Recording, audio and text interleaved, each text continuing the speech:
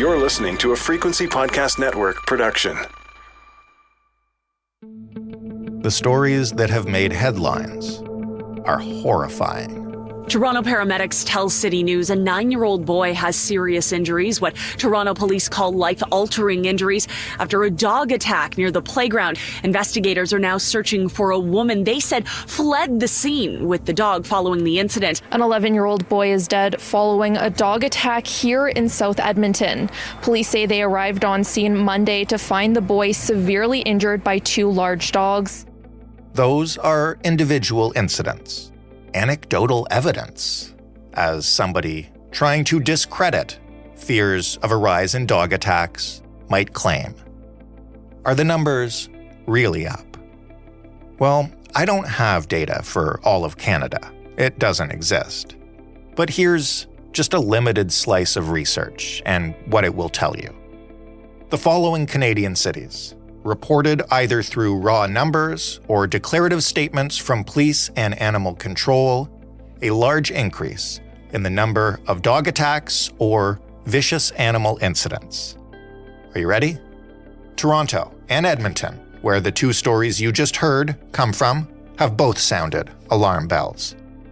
So have Ottawa and Windsor and Montreal and Sudbury and others. And lest you think this was a Canadian problem, the United Kingdom and Wales reported a large national surge of dog attacks in 2022. So the numbers show it's happening. But why?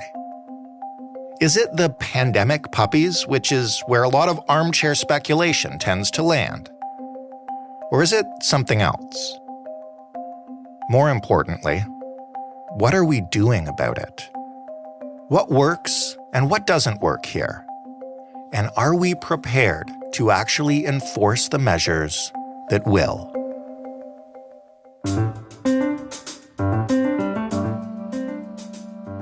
I'm Jordan Heath Rawlings. This is The Big Story. Dr. Tim Arthur is a veterinarian as well as the Canadian Veterinary Medical Association's president-elect. Hi, Tim. Hi, how are you this morning? I'm doing very well. Thank you for finding a little bit of time for us. Well, a subject near and dear to my heart, and happy to sort of spread as much information as I can for your listeners. You know, I listed some cities off the top in the intro. I also played a couple of clips that you don't need to hear because I'm sure you're familiar with the recent attacks in Toronto and in Edmonton.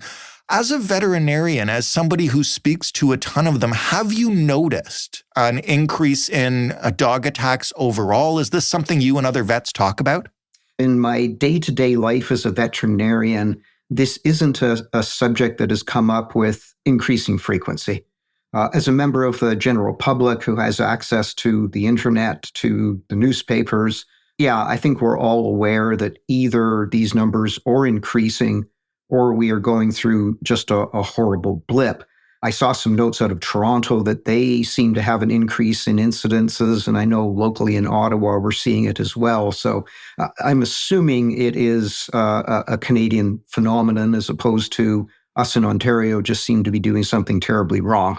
Yeah, it's a Canadian phenomenon, includes Montreal, Sudbury, Windsor, Edmonton, even before this latest tragic attack, had already sounded alarm bells over the increase in number of attacks. And lest you think it's a Canadian problem, the United Kingdom and Wales as well reported a massive increase in 2022. So this is clearly something that's going on. And I guess my question for you as a vet who sees these animals and deals with them all the time, when you think about it, what are the possible causes of an increase in attacks like this? What's causing the current increase? I'm not sure there's any hard and fast research on that. But we do know, when we study these incidents, there are a number of factors that pop up more often than you would expect them to. And certainly we know that a lot of these attacks will involve either children or senior citizens. We know most of the time the dogs are not really under control or under direct supervision. We know that interactions such as running, chasing, playing often seem to be involved in initiating some of these attacks. We also know that the inability of some members of the public to actually read a dog's body language, body positions are involved. As a veterinarian, I'll regularly deal with clients that are telling me what their dog has done and why it's done it. And when I actually question and listen, they're not interpreting things correctly. Obviously, the physical size of the dog has an awful lot to do with this. That dog's training, its previous interactions with people, and specifically the people who raised it when it was young, all those things have an awful lot to do with it, as does population density. The more people, the more dogs. This is much more of an urban than a rural issue. And then maybe not the level of reporting, enforcement, the local legislation, just like how seriously is the area where these dogs are living taking this problem. All those things seem to circle around, okay, maybe that's why it's happened, but I don't think it really addresses why does it seem to be increasing in such a level. Like our population has gone up, the number of dogs have gone up, but it really seems like the number of biting incidents has gone up out of proportion to those numbers. I'm going to ask a question probably a lot of people are thinking or have assumed when they think about this is, does this have something to do with the pandemic? What are the questions around that? Right. And there's three possible ways that the pandemic might have something to do with this. But honestly, like a personal opinion, and I don't think anybody's researched it, I don't think any of them are really at fault. So during the pandemic, we did not really have the ability to socialize our young dogs. So socialization means getting dogs used to dealing with other dogs, getting used to people. Right. During the pandemic, we weren't able to take our puppies and expose them to other young dogs so that they could learn how to be a dog. And that's something that a dog needs to learn by about 5 months, about 20 weeks of age. And if they don't have the opportunity to interact, litter mates, other dogs in the house, next door neighbors' dogs out in the streets, then they basically just make something up and you follow their instincts and react. And those dogs are stuck with that behavioral pattern for the rest of their lives. And it is very, very difficult to teach a dog how to behave differently with other dogs. Now, socialization with people is a completely different thing. During COVID, that didn't happen either because we were locked down. Our dogs were not allowed to go out and meet our neighbors, our friends, people in the park. So they also were unfortunately stuck in a situation of they know how to react with you, their friends, the rest of their family, but they didn't have the ability to learn behavior patterns for other people. That behavior pattern can be modified and can be fairly easily modified. So even if it was a problem during the pandemic, like we're 3 years out now, a lot of that should have been corrected. So, most of the pandemic puppies that I see are scared and nervous. They're not aggressive. They're not going to take action unless you pin them in a corner and they have no other choice. And that does not seem to be involved in the incidences that we are currently looking at. The other thing that happened during the pandemic is there was a lack of dogs. So we had a number of people decide, for good, for bad, they have a couple of dogs, they can create some more puppies. Maybe there's an economic value in having those dogs and being able to sell them. They weren't breeders. They didn't know what they were doing. They weren't, selecting this male and that female to produce a happy, friendly, jump up, lick you in the face puppy. Right. They were just putting two dogs together and producing whatever came out. We also had a lot of people that through, I guess, good intentions went to other countries and rescued dogs and brought them back to Canada. And some of those dogs were, for lack of a better term, street dogs. Aggressiveness is something that a lot of them would need to defend themselves, to acquire food. Right. So, potentially did we bring some dogs in that weren't really fit to live in our society? I guess you could say maybe, but most of the rescue dogs that I've seen, they're scared silly. They have huge anxiety issues. They're not aggressive. They need to be coaxed out into society. And once again, the reports that we're getting, that's not the type of dog we are dealing with. So There's some things that circle the topic, but I really have a hard time believing this is a pandemic result. So where are the dangerous dogs coming from then? When you say, I'm not seeing this behavior in pandemic puppies and I'm not seeing this behavior in dogs adopted from abroad, where are we seeing it? Yeah, so let's get a couple of definitions. Number one, what is a dangerous dog? Right. All dogs can be aggressive. The simple fact that you may be aggressive doesn't make you a dangerous dog. What is supposed to happen is a dog finds itself in a situation and feels the need to lash out to either protect itself, to prove a point, for whatever reason. That dog should either cower, put its ears down, put its tail underneath itself, back away. It will act scared, or it will make eye contact, its ears will go up, its back will stiffen, its tail rises, and you, if you know dog behavior, will look at those two situations and basically say to yourself, I'm in a little bit of trouble here. Mm-hmm. Those dogs will then move forward, lift a lip, open their mouth, and growl. So they bar their teeth, and they are now looking at you, and you are quite aware that you are in a little bit of trouble. You may not know why, but it's there. And the dog will then lash out and snap. Mm. At that point, the dog will back up and see what it has accomplished. And you will look at yourself and notice that either you have no wounds or you have what I would describe as a minor abrasion. And you will say to yourself, my reflexes were great. I got out of that way. The dog tried to hurt me, but I was good and I avoided it. And that is absolute rubbish. That dog had no intention of hurting you.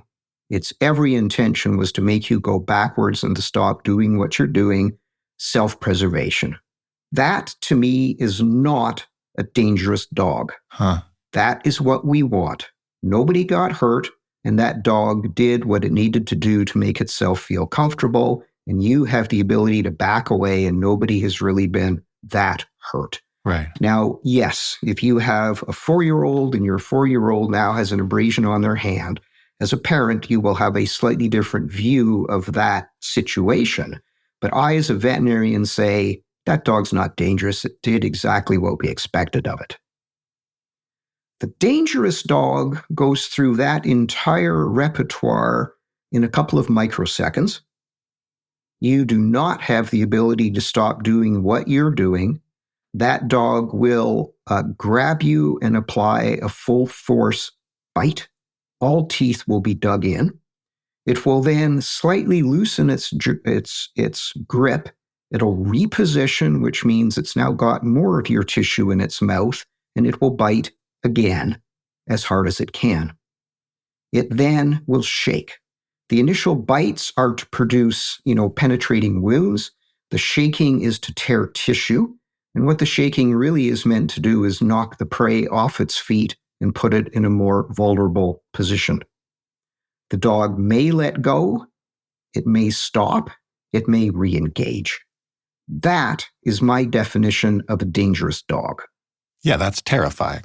That is terrifying. And if you attach that to 70 pounds worth of muscle, good luck to you doing something about it. How do we tell the dangerous dogs from the non-dangerous dogs before these incidents happen? You can't. So, I think most of us in the back of our mind has one of these dangerous dogs attack. We turn around and we look at the owner and say, that owner is probably a knucklehead. Mm-hmm. They probably have intentionally kept that dog for whatever reason. But we've got a problem on both ends. We've got a dangerous dog and we've got a member of society that is just not following the rules to protect the rest of society. The difficulty is you can own one of these dogs and not have the faintest idea that you own it until that one set of circumstances comes up that educates you very quickly. So therein lies the problem. That being said, there are potentially lots of warning signs that people might get. If you have a dog that is growling at your 2-year-old, you should interpret that as, I need to do something about this. If you find, your cat chasing your grandmother around the apartment, you may want to consider thinking about doing something. If you're walking your dog and it's growling at every person that it passes, maybe you have one of those dogs that eventually is going to do some damage. So, are there overt warning signs that would avoid every bit of this? No, there aren't. But as a responsible dog owner, if you're getting any hints that something may be going on, you need to talk to your veterinarian, run the situation by them, and they will help you. If it's so difficult to tell, even for the owners, and we're not just talking about individual owners here, we're talking about protecting people from dog attacks on a municipal level, a societal level. What can municipalities do to protect people, and what kinds of things do we do that just don't work? So the thing that comes to mind that I hear about on a regular basis, the Canadian Veterinary Medical Association is so aware of it that we've actually put a position paper together on it, and that is breed bans, and they don't work. Some places have banned pit bulls, some have banned other kinds of dogs. Are you saying that there's evidence that that doesn't do anything to the overall number of attacks? Correct. Huh. And that's simply because any dog is capable of this. What they are doing is they're trying to ban dogs that have the tools in their toolkit to do severe damage. Right. So, pit bulls were originally designed to fight either other dogs or other animals in a pit. That's where the name comes from. And they have huge muscle power on their heads and their jaws. They're short and stocky, and all their muscle is in their shoulder area. They are a very efficient fighting machine. The difficulty is, the vast majority of pit bulls are happy, friendly, waggy dogs, and their danger to you is they're so solid they can knock you over while they're playing, but they're not out there to, cause big damage. Right. If society wants to prevent this sort of problem, what they would really have to do is ban all dogs over, 15, 20 pounds.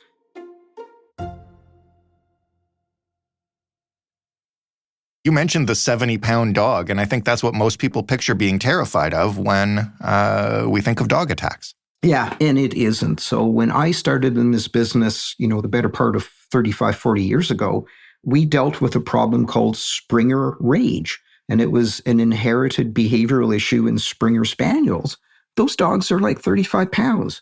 They caused major damage because they very quickly went from happy to out of control. So, yeah, any dog that's got some muscle power behind it can be involved in one of these biting incidents. The other thing that we fight with is not all of these incidents are the same. So the episode in Toronto, just a dog in an off-leash park that shouldn't have been off-leash, shouldn't have been in the park, and a young child, and the child gets mauled. Well, did the dog consider that child to be a threat and attacked it? Did that dog consider the child to be prey? Thought it was a squirrel and went after it for that reason. And those are two very, very, very different situations that you're trying to fix with a breed ban or with legislation. We've got the situation in Edmonton with two very, very large dogs known to the young child. I think we have a father saying, never expected this. The child has known these dogs. We don't know what happened because it happened behind closed doors. But we do know that when you get multiple dogs together, just like when you get large numbers of people together, you can develop a mob mentality. So like multiple dogs off leash that know each other, that is not a good and continuously safe environment for somebody to be in. You don't know what's going to happen. And there does seem to be in some dogs a little switch inside their brain that goes from I'm normal, happy, friendly, carrying on the behaviors I've always carried on, that then switches over to I am now aggressive and I'm now in fighting mode. And that switch tends to get flicked much more often when we are playing, engaging, wrestling with our dogs, and when there are two dogs instead of one dog. There are some breeds of dogs that we are suspicious have that switch either in their system or much closer to the surface of the system, and we don't know which it is. More than likely, all dogs have the switch because we're pretty sure all people do. If pushed hard enough, most of us will, turn into a different person than who we normally are. And some of that is where, once again, the breed ban stuff has come from. Pit bulls are much more apt to go from happy, friendly into aggressive, harmful machines. Maybe they are and maybe they aren't, but the take-home message on that one, from my point as a veterinarian, there is no way in the world that a couple of either terrier-type dogs or bull-type dogs should ever be off-leash in a park together. I think that's a higher risk situation than, let's say, two black labs running around. Scientifically, I don't think that's been proven, but most veterinarians, I suspect, would agree with that statement. So we've talked about the breeds, we've talked about the sizes, and I might come back to that. But first, tell me the other things that municipalities do that don't work, and then please tell us what might. Number one, let's take the quote-unquote dangerous dog legislation, and they're usually done at a provincial level. Why don't we harmonize them? Why do we need Ontario to have a different law than Alberta and a different law from British Columbia? So why don't we harmonize them and get a harmonized definition of exactly what a dangerous dog is? And then what usually happens is those laws have to be enforced on the municipal level, so city, county. Why don't we harmonize that stuff too so that everybody across the country knows the rules of the road? They have to be on a leash. Somebody has to be on the other end of the leash. The leash can only be X amount of length. There are only certain locations where the dogs are allowed to be off leash. Let's get it consistent. And then let's figure out who it is that is actually going to enforce this. Because in some areas, it is what I refer to as bylaw or animal control, a city employee. In some situations, it is the humane societies. It is not the police. They have better things to do than to look after this. But let's get some generalized training across the country done so that we've got some consistency.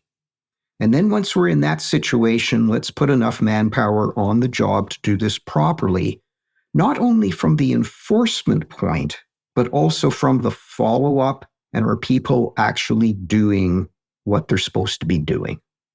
So from my point of view, it does no good to put a dog on, let's say, a muzzle order. For whatever reason, that dog has committed a serious enough offense that the city of Ottawa has decided it's to be muzzled all time it's outside, not in the owner's house. We need to put something in place so that we can actually tell that the people are doing it. Which, honestly, it's a manpower issue, and you can't watch people all the time. And when I go through these biting incidences, and I think you've already noticed it, a lot of these dogs have already come in contact with enforcement agencies. Yeah. Some of them are on muzzle orders, but they're not muzzled. There's no piece of legislation that's going to be perfect. You need buy-in from the person that owns the dangerous dog. And sometimes we just don't get that buy-in. Let me ask you something, though, as somebody who doesn't own a dog, doesn't hate dogs, can take or leave them, has known some nice dogs, has known some mean dogs. Should we destroy the dog after the first incident? You already mentioned it. This is something that we've seen in a couple of these brutal attacks. I don't want to be insensitive to the animal or to the owner, but to me, it seems like kind of a no-brainer. Right. So there's three different pieces of this puzzle. There is the rights of the person that owns the dog. And those rights have to be, unfortunately, respected in our society. There's the rights of society to live in a safe environment. And then there is the dog itself. And the dog has no rights whatsoever. Under the law, they are a piece of chattel. They are treated like your automobile. But because of the special place that dogs have in our society, as a society, we look at that animal that, can't speak for itself, and we do our best to give it a voice so that we don't do something brutally wrong. Now, the problem is that not all situations are created equal. So let me give you an example. Somebody breaks into your house. Your dog tears a chunk out of their arm and they leave your house. They weren't supposed to be there in the first place. I think a large number of society would say that dog is supposed to be congratulated, not destroyed. Mm-hmm. But it has bitten, it has caused a severe damage. Under the definition, it is a dangerous dog. Doesn't matter, it was provoked, it did something it wasn't supposed to do. Should that dog be destroyed? On a personal level, I've always had the idea of two things. We have dogs because they give us pleasure, and we're around dogs because we enjoy it. Not all dogs are designed to live in our society.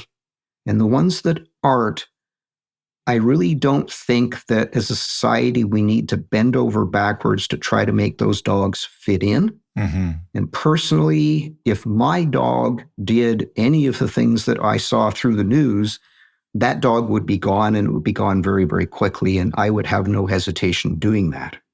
The difficulty is when you're writing legislation, you got to be really, really careful that, putting out broad statements, every dog that's ever bitten and has caused severe damage should be destroyed immediately.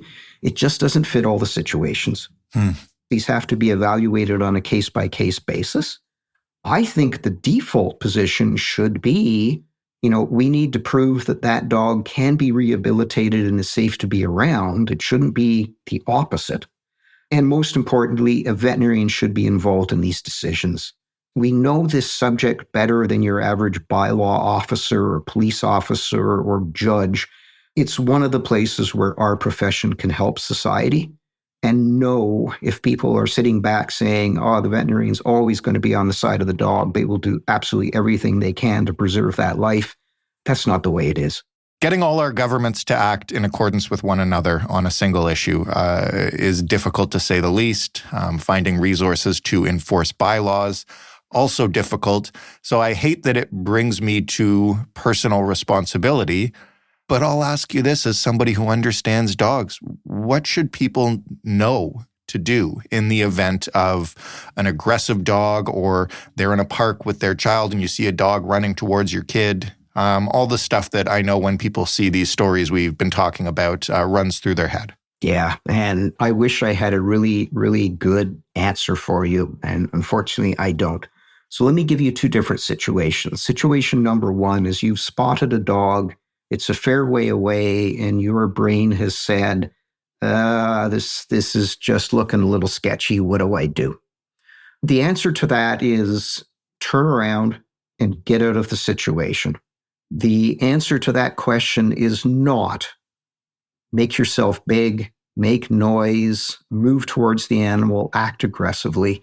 This is not a piece of wildlife that you can scare away. If this dog means business, and you decide to act aggressively, you're going to trigger it. You're going to make it worse. You're not going to make it better. Mm-hmm. If it's fairly obvious that the dog is in a space that you need to cross, you might want to decide not to cross the space, find some other way of getting to where you want to get to. If the dog is on a leash, don't, try to move around that person a foot further away from where the dog can reach. Common sense, get away. The difficulty is if that dog means business, we just don't have a whole lot of things that we can do to fix that situation. The average 40-pound muscular dog, you're not going to outrun it. And in actual fact, running away from it is probably just going to trigger a chase response in the dog and make things worse. You're not going to be able to stop it from biting you. Its reflexes are much faster than you are. And most of us are not walking around, the streets of Toronto or Ottawa with a can of bear spray in our pocket, which, is probably the best solution to a lot of this. Right. Moving, dropping, acting dead. Some people have recommended that when you're dealing with wildlife, it puts you in an awful vulnerable situation. Yeah. And it may quiet the dog if it considers you to be a threat. But if that dog, for some reason, has just decided that you are something to be taken out of that park, it's not going to help you. So I don't have any brilliant suggestions. Same idea. You're there and you're witnessing a dog attack. What do you do? Well, the ability to get a dog's jaw open when it's clamped on somebody is minimal. And if you do, your fingers are not where you want them to be. Your ability to inflict enough pain on that dog to make it give up on its current target and try something else. Most of these dogs, when this is happening, they are in a rage, and like people in excited situations, you just don't feel a whole lot of pain. Right. So if you have a bucket of water you can dump on, maybe that'll do something, but that's just not the situations we find ourselves in. So, the best idea is if it's happening, get somewhere where the dog can't get to you. That's, not anywhere close to a good answer. The more I speak to you, the more I'm coming to the conclusion that this is on heavy enforcement if we're going to get a handle on this. I think so. And it goes the other way. Some of this is also on responsible pet ownership. Owning a dog is a privilege. If you're going to have a privilege, these are the rules. If it's outside, it has to be on a leash. Yes, maybe the dog would be having more fun if it wasn't, but that's not the way it works. Yes, my dog is completely friendly. It's never going to hurt anybody, so I can let it off its leash. Nothing is ever going to happen, but that's not the situation. Mm-hmm. And then, I also listen to people that, I don't know, they see things that horrify me that don't seem to bother them. Yeah, how's the dog? Any problems? No, everything is fine and dandy. Anything you need to tell me about? Oh, no, he was out in the backyard. He killed a squirrel a couple of days ago and ate it, but, he didn't get any diarrhea, so I think that's fine. And my brain goes, it did what? There's no rules or legislation that says if a dog kills a cat, we should be doing something. If it kills a piece of wildlife, we should be doing something. But to me, that is a flag. I wouldn't just blow that off. Pay attention. Tim, thanks for all of this. I really appreciate the conversation, and I feel like I understand this in a little more depth now. Excellent. I hope it's been helpful. That was Dr. Tim Arthur, and that was The Big Story. For more from us, you can head to thebigstorypodcast.ca. You can also give us some feedback. I am sure there are some dog owners out there who have something to say about this episode, one way or the other. We would love to hear it. The way to do that is via email, hello@thebigstorypodcast.ca, or by calling us and leaving a voicemail. You can do that at 416-935-5935. Thanks for listening. I'm Jordan Heath Rawlings. We'll talk tomorrow.